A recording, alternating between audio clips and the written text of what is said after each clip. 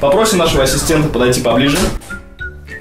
Из реквизита у нас есть 3 карты. На каждой из них нарисованы болты. Красный, желтый и зеленый. И такая баночка. И внутри ее, соответственно, сами болтики. Дайте ручку. Зеленого, красного и желтого цвета. Сейчас мы отложим их в сторону и попросим нашего зрителя выбрать любую из 3 карт. Абсолютно неважно какую. Выберите, пожалуйста, и не показывайте мне. Хорошо, положите карту на стол. Угу, хорошо. Сейчас мы положим эти болтики обратно в баночку.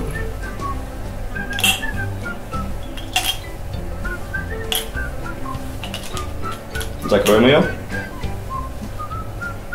И просканируем нашу карту.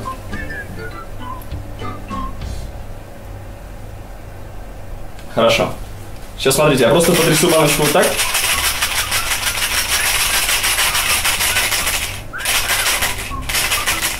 Хорошо.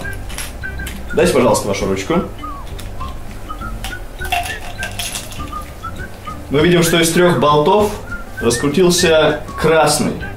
И он должен соответствовать карте, которую выбрал наш зритель.